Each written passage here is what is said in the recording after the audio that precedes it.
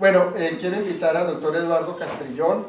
Él es psiquiatra de la Universidad del Valle, con posgrado no solamente en psiquiatría, sino en terapia de familia y de pareja. Es docente de la Universidad Javeriana de la Universidad del Valle, y es un excelente amigo y un apoyo inmenso en nuestra labor en UMA. El doctor Castrillón. Bueno, como les comentaba el doctor Viteri, estaba antes de comenzar la charla aquí arreglando la presentación. Esta presentación estaba a cargo de la doctora Bendek, quien esperamos se recupere pronto, y obviamente cuando uno hace una presentación tiene un mapa mental de cómo planea su exposición. Entonces ya creo que está cuadrado mi mapa, acomodando con las diapositivas de la doctora Bendek.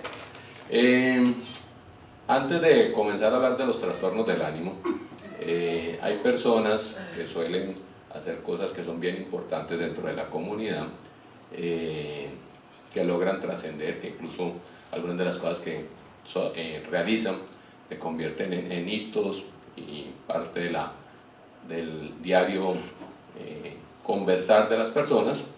Levanten la mano acá los que conocen o han oído hablar del vivo bobo.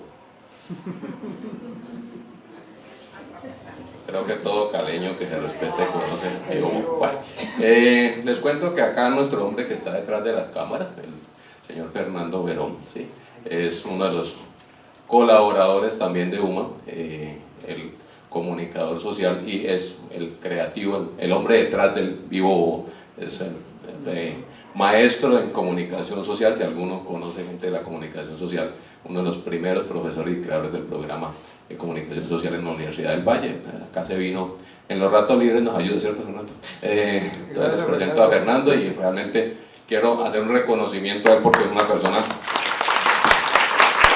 bien importante, y ya saben quién es el padre del vivo por aquí caminando.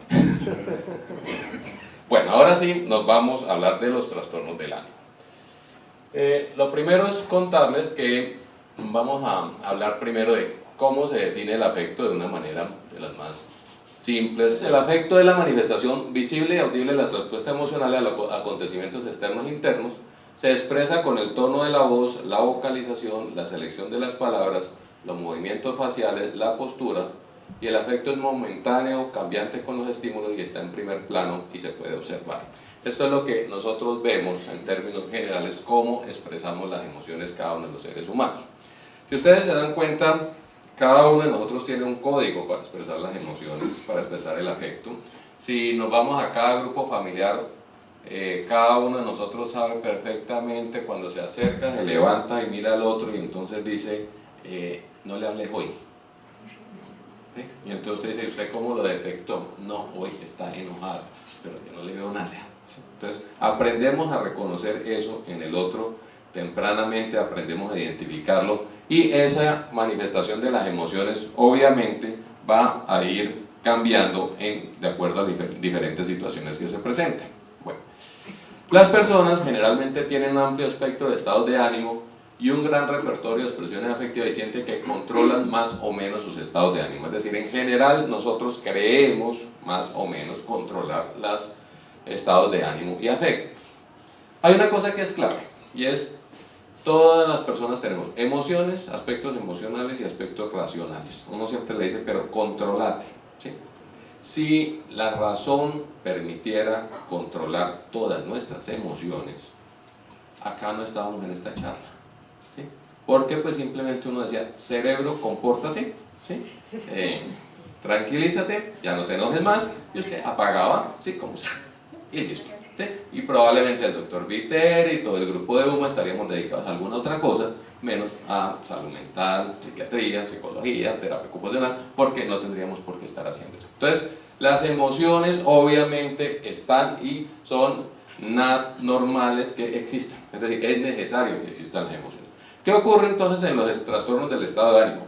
Se pierde esa sensación de control y la experiencia subjetiva es de profundo padecimiento. ¿Qué quiere decir este asunto? Normalmente uno está esperando tener un control, al menos parcialmente, de sus emociones. En los estados de ánimo ese control se pierde Y obviamente en la medida en que eso va a interferir con mi funcionamiento normal, con mi interrelación con los otros, en mi vida académica, en mi vida laboral, en mi diaria sensación de cómo estoy, obviamente eso se convierte, cuando es un problema, cuando es una enfermedad, se convierte en un padecimiento. Entonces, los trastornos del estado de ánimo constituyen un grupo de enfermedades en los que se observan estados emocionales persistentes que pueden durar semanas o meses, alteran notoriamente el funcionamiento habitual de la persona y tienden a presentarse de manera periódica o cíclica. Es decir, durante un tiempo, aparentemente la persona vuelve a su estado de ánimo habitual, de pronto hay un cambio en ese estado de ánimo y ahora vamos a hablar sobre eso. Otro aspecto importante es que mucha gente piensa que los estados de ánimo, o sea, los trastornos del afecto, se los inventaron apenas ahora, ¿sí?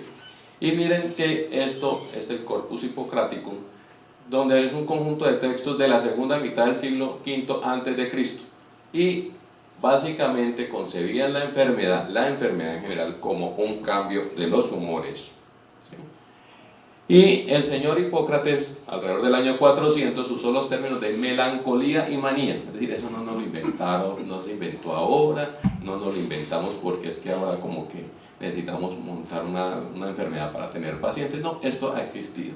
Y la descripción hipocrática de la melancolía, de la depresión, la definía como la enfermedad de la bilis negra, sobreviene en los casos de desánimo prolongado, desánimo con miedo e insomnio también prolongados. Es decir, 400 años antes de Cristo, ya el señor Hipócrates estaba hablando de esta enfermedad existe. Entonces esto no es un invento y demás.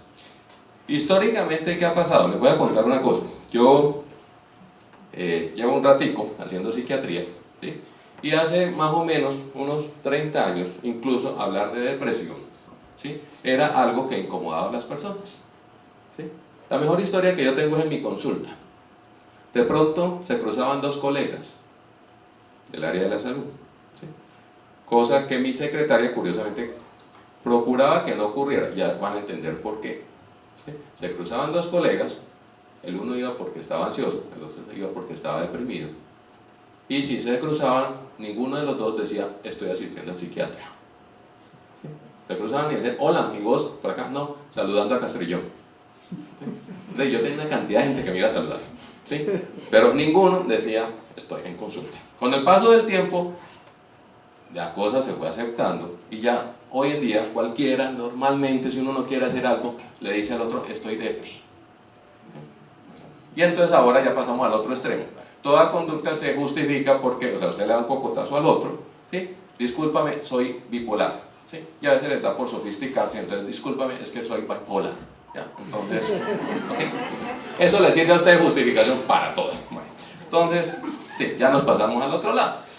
Ok, básicamente entonces de lo que voy a hablarles ahora es que los trastornos del estado de ánimo, uno va a estar hacia arriba, en la manía, la hipomanía, hacia abajo en las diferentes maneras de expresarse la depresión. Bueno, ahora sí, vamos a ir con esto que es lo que les quiero contar, lo que les quería contar, la doctora Patricia también, pero me tocó ya a mí. Bueno, entonces, si tenemos un estado de ánimo, el estado de ánimo nuestro, digamos, tiene un tono que es el normal, el promedio, el que nos permite convivir, interactuar, trabajar, estudiar y demás. Súbitamente comenzamos a tener algún tipo de alteración y vamos a hacer el recorrido primero por qué es lo de la depresión mayor, ¿sí? En la depresión mayor yo comienzo a experimentar una sensación primero de minusvalía, es decir, yo no me reconozco a mí mismo como una persona que tengo algún tipo de valor, me siento como que no sirvo para nada, no soy incapaz de realizar las cosas. Comienzo a presentar una sensación de desesperanza, o sea, hacia adelante es como si no tuviese la posibilidad de tener un futuro, de hacer una planeación, de imaginarme que puedo disfrutar la vida. Comienzo a tener pérdida de interés en las actividades que realizo. Y aquí quiero hacer una anotación que es bien importante. La mayoría de la gente concibe que si uno está deprimido, tiene que estar llorando, ¿sí? O sea, Es algo así, si usted no llora, usted no está deprimido. Pues les quiero contar que hay buena cantidad de estudios, algunos llegan a mostrar cómo tan solo en el 40% de los pacientes que se deprimen, ¿sí?, se presenta el llanto como una manifestación de depresión. Es decir, el otro 60% no lo presentan así. ¿Cómo lo presentan la gran mayoría de los pacientes? Más allá del 80% en la mayoría de los estudios. Por pérdida de interés en actividades que normalmente la persona realiza. Entonces, no se trata ahora de que ustedes se vayan a convertir en cazadores de depresivos, ¿sí? Entonces, ¿ve? ¿Querés ir al cine? No, estás deprimido. Estás deprimido, ¿sí? ¿Querés comer frío, plato montañero? No. Antes te gustaba, ¿cierto? Sí, ahora estás deprimido. Entonces, por favor, el asunto es si la persona comienza a presentar pérdida de interés en las actividades que normalmente realiza. Deja de hacer cosas que hacía. Entonces, sí hay que estar sensibilizado a que de pronto dejó de ir, ¿ves? Siempre iba a cine, siempre salía los fines de semana, siempre tenía amigos a los que llamaba, siempre se interesaba por estar en contacto en la red y ahora no está. Todo eso puede estar indicando usted está haciendo un cuadro depresivo, ¿sí? Entonces, tenemos desesperanza, tenemos minusvalía, tenemos pérdida de interés en las actividades y comienza a presentar otras cosas que son más complicadas y es, por ejemplo, las ideas de muerte, ¿sí? Y obviamente después viene algo más complicado que es las ideas suicidas y aquí hay que hacer una diferencia. En las ideas de muerte, en mí aparece la idea de me provocaría morirme, ¿sí? Quisiera morirme.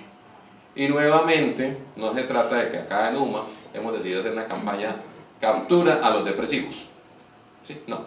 ¿Por qué? Porque si alguno de ustedes, a todos nosotros nos preguntan, ¿usted alguna vez en la vida ha sentido que quiere morir?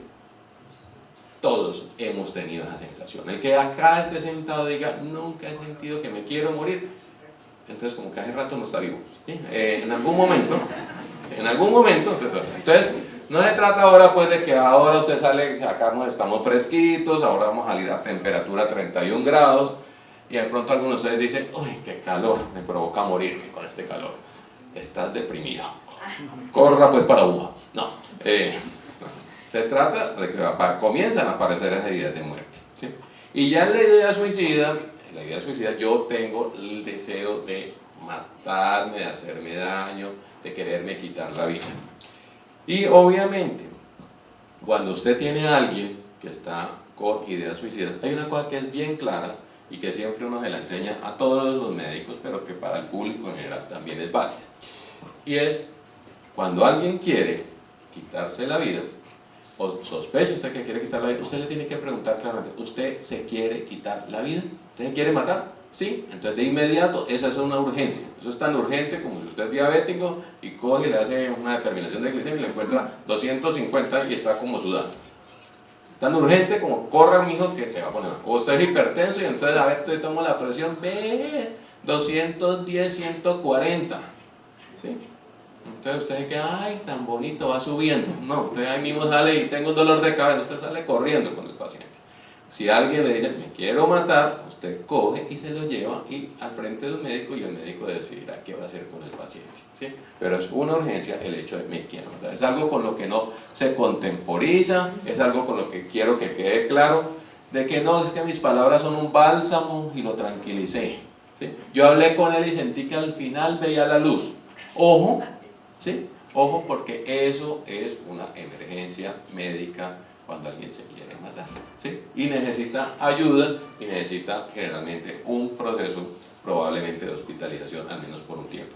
Y sorpréndanse de algo, porque es una cosa que uno de verdad aprende con los pacientes, no la aprende en los libros, ¿sí? Sorpréndanse de algo y es que cuando uno conversa con gente que ha conocido y que tiene una excelente capacidad de disfrutar la vida y ha hecho un intento suicida o ha estado a punto de hacerlo, ¿sí?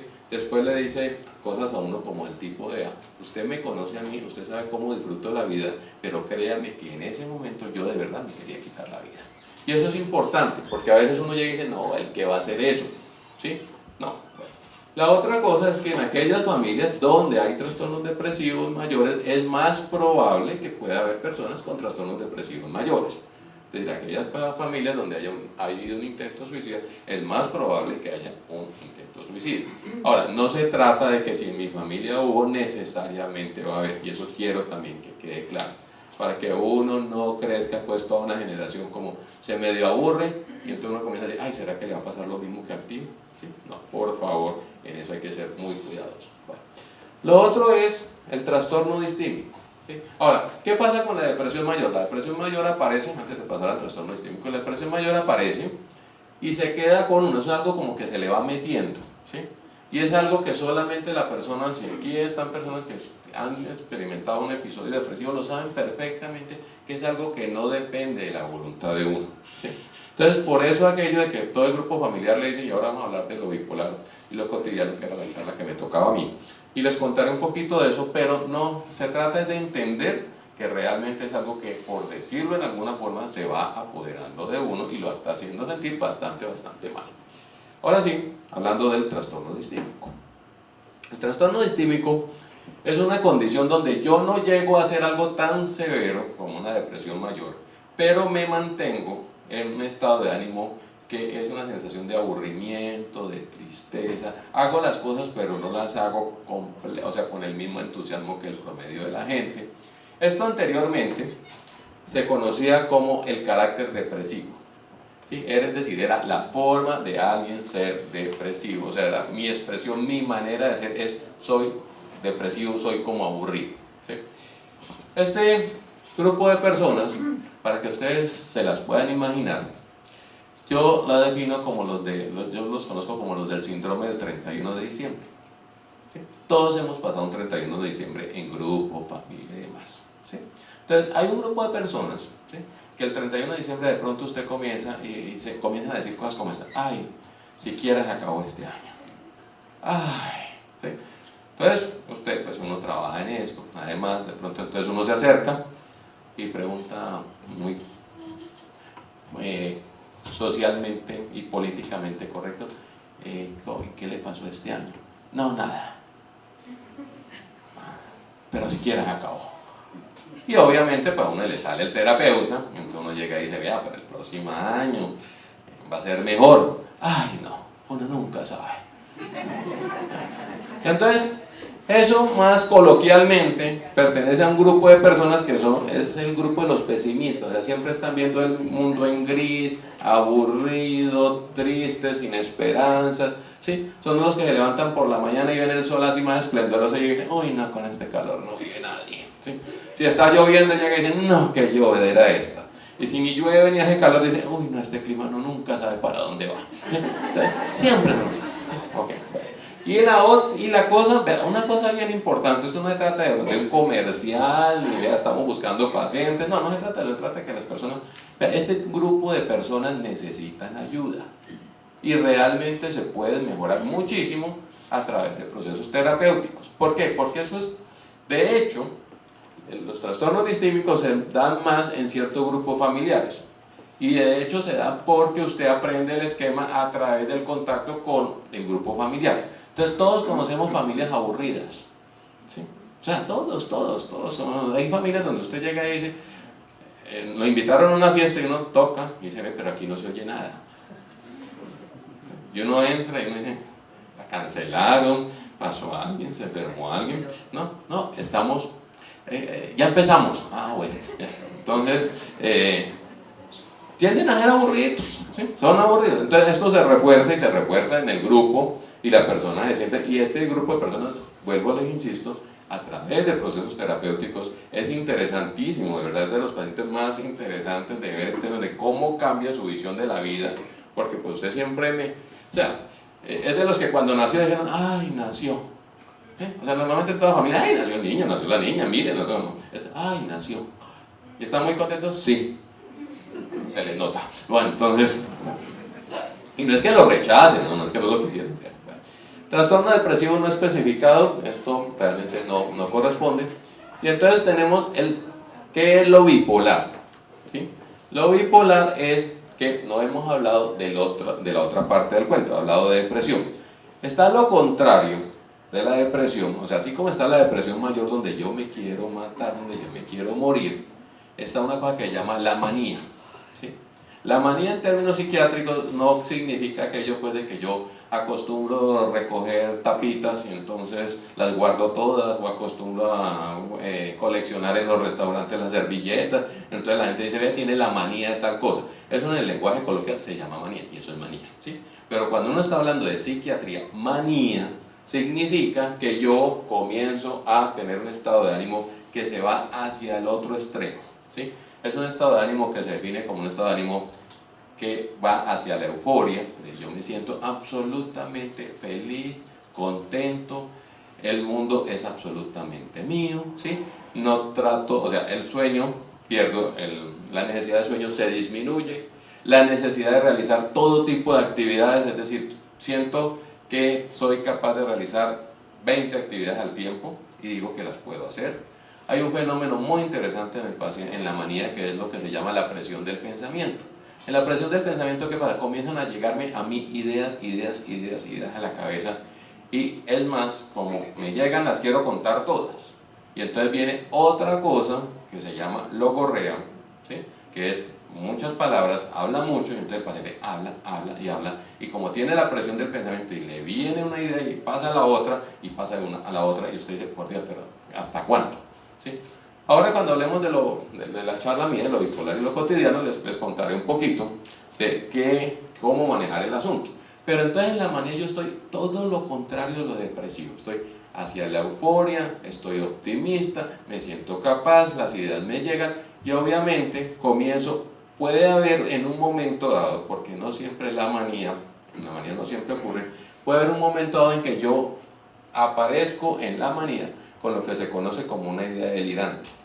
Y en una idea delirante me parece una idea que no es real, pero que yo en mi estado de ánimo la doy absolutamente como cierta, ¿sí? Y entonces comienzo a decir, me gané el baloto, ¿sí? Y compren eso, que yo me gané el baloto, ¿sí? Pero todo el mundo le dice, pero no te has ganado el baloto, mira, ni siquiera, mira, vamos allá al éxito y verás que ahí está, mira, todavía lo estamos ganando, que yo me lo gané. Y sigue insistiendo que lo ganó. Y él está, y eso es importante entenderlo, porque como ya está en una alteración de la realidad, está absolutamente convencido de que es así. Y obviamente comienza a regalar las cosas, comienza a entregar las cosas y demás. No siempre la manía se expresa con euforia, ¿sí? Sino que a veces la manía se expresa con irascibilidad, con enojo, con malestar, con rabia. Entonces la persona que cuando comienza a irse la manía, comienza a enojarse con todo, comienza a ser francamente irritable, ¿sí? ¿Y qué ocurre con el paciente? Pues que obviamente llega un momento en que se torna también francamente agresivo, ¿sí? Ya sea verbal o físicamente hacia el grupo familiar, porque se ha descompensado, ¿sí? Entonces, ¿qué ocurre?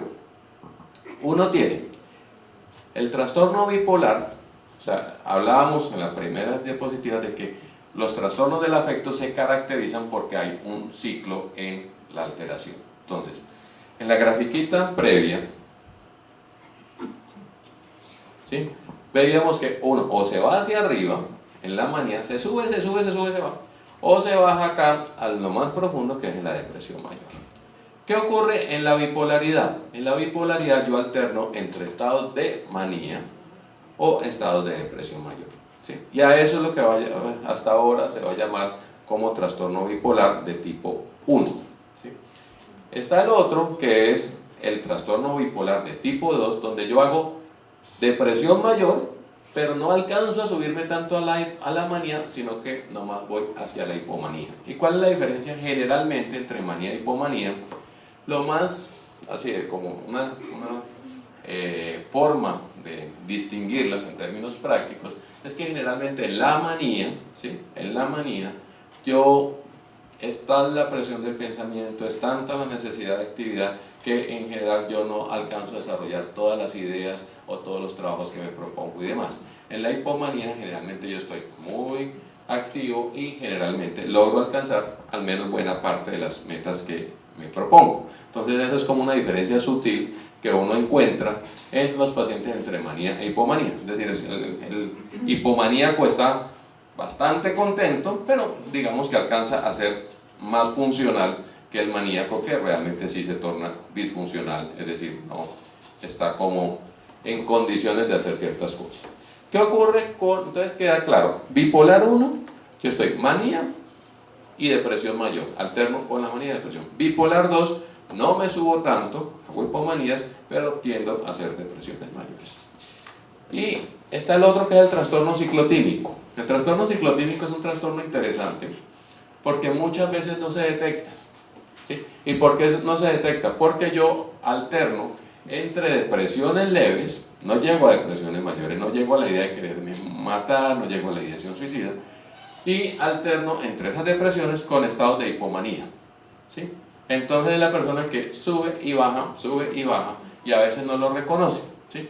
¿Qué ocurre? Por ejemplo, a usted le pasa, es un estudiante que en un semestre es un genio, un talento perdido de la humanidad, mejor dicho, le ocurren todas las cosas, es genial, creativo, anima al grupo, y de pronto ese mismo estudiante lo ve usted 2 semestres después y uno lo ve absolutamente aburrido, apático, desinteresado, ¿sí? Y lo único que le dice cuando le pregunta a uno, vemos, ¿qué te pasa últimamente? No, ando con la malpa, ¿sí? ¿Sí? Y ojo con ese, ahora no se vayan pues ahora nuevamente vamos a buscar ciclotímicos, ¿sí? Ni tampoco es ciclotímico que usted por la mañana amaneció así como bien contento, ¿sí? Y a las 2 de la tarde le dijeron, vea, que viene su tía, ¿cuál? La aburrida, y entonces usted le baja el ánimo, ¿sí? Eso no es ciclotímico, ¿sí? Esas son respuestas emocionales normales, no. En el ciclotímico yo francamente alterno con periodos de estar acelerado en hipomanía y estar realmente deprimido, pero sin llegar a ser una depresión mayor. Bueno.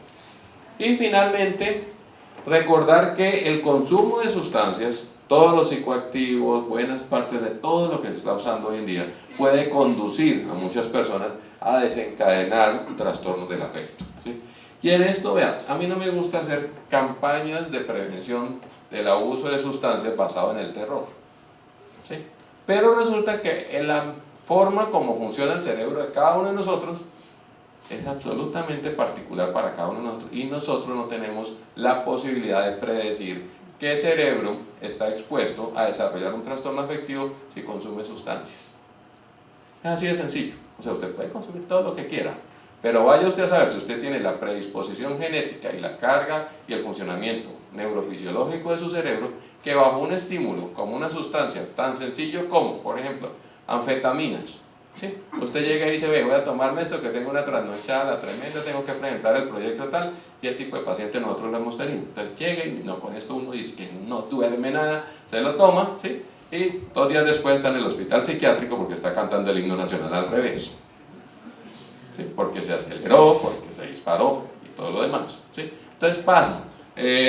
Lo otro, los que se van a los gimnasios, por ejemplo, nos ha pasado, ¿sí? Hay sustancias como los esteroides. Los esteroides, se va al gimnasio, quiere ganar masa muscular, mire, me estoy una fibra, parezco una chocolatina, ¿sí? Y entonces con los esteroides, para ganar más masa muscular, termina en el hospital porque ese tipo de sustancias pueden disparar. Y obviamente también hay una serie de condiciones de enfermedades médicas. Algunas enfermedades médicas pueden llevarlo a uno a tener un trastorno del afecto, ¿sí? Obviamente esa lista, les pongo un ejemplo sencillo porque pasa. Hay pacientes, por ejemplo, que pueden presentar hipertiroidismo y la primera manifestación del hipertiroidismo será un cuadro maníaco. Es decir, se aumenta el funcionamiento de la glándula tiroides, la persona llega como si fuera un proceso maníaco. Entonces, siempre que uno vea a un paciente con un trastorno del afecto, tiene que descartar qué causa médica podría estarle dando eso. Lo mismo, por ejemplo, lo contrario. Si yo tengo un hipotiroidismo, si mi glándula tiroidea está funcionando muy por debajo, yo puedo comenzar a experimentar los mismos síntomas de un paciente de una depresión. Ahora, para tranquilidad del auditorio, si alguno acá tiene un problema de tiroides, no vaya a salir de acá pues cuando me va a dar el trastorno del afecto. No, que quede claro, en algunas personas puede pasar, pero es como la manifestación, es más, la manifestación del trastorno es de tipo un trastorno del afecto antes de que uno detecte el problema de tiroides, ¿sí? Bueno, y esto era lo que la doctora tenía para contarles, obviamente contaba mi versión, y espero que si hay alguna pregunta sobre esto. Me dice el doctor Viteri, que es el coordinador acá de todos los asuntos, que el refrigerio. No, que al final, perdón. Cuando uno habla de que el paciente se encuentra en una titular, ¿En qué? Articulable. Ajá, sí. Estaríamos hablando de estar entre la felicidad y la tristeza, pero la manifiesta como. Ok. Pero cuando uno habla de la habilidad afectiva, está hablando de un tono emocional cambiante, ¿sí? Entonces los tonos emocionales cambiantes se pueden presentar, y eso es claro, que se pueden presentar en situaciones que son normales, ¿sí? Yo pertenezco al grupo de los psiquiatras que siempre digo, ojo, porque usted no tiene que patologizar, es decir, hacer patológico respuestas emocionales humanas que son normales, ¿sí? Cuando usted escribe, por ejemplo, manía, ¿sí? Actividad aumentada, no necesidad de sueño, disminuye el interés en alimentarse, actividades que no desarrolla antes, pérdida del control de los gastos y todo lo demás, yo por ejemplo suelo compararlo con cualquier estado de enamoramiento. ¿Sí? O sea, usted coja los criterios que están en la clasificación de manía y verá que más o menos es parecido, ¿sí? Usted en la primera fase de enamoramiento, ¿sí? Usted dice, salimos, son las 3 de la mañana y dicen, ya es hora de acostarse. No, aquí podemos seguir charlando. Necesidad de sueño disminuida, ¿sí? ¿Comemos algo? No, no tengo ni hambre, ¿sí? Usted cuenta la vida entera y la vuelve a contar, o sea, aumenta la producción verbal, la cuenta y la vuelve a contar con detalles que jamás contó, ¿sí? O sea, 2 años después le dicen, ve, pero vos no hablas. No, es que eso era la primera semana. Eso pasa, ¿sí? Entonces, la habilidad afectiva es importante entenderla porque hay situaciones comunes, corrientes, que no son patológicas, donde uno puede tener cambios alternantes en el afecto. O sea, usted está viendo una situación que lo angustia, que lo intranquiliza, entonces en un momento dado puede estar sintiendo como más optimista y en un momento dado como sentirse menos optimista, como que se siente que se le baja el estado de ánimo, y eso es normal que ocurra.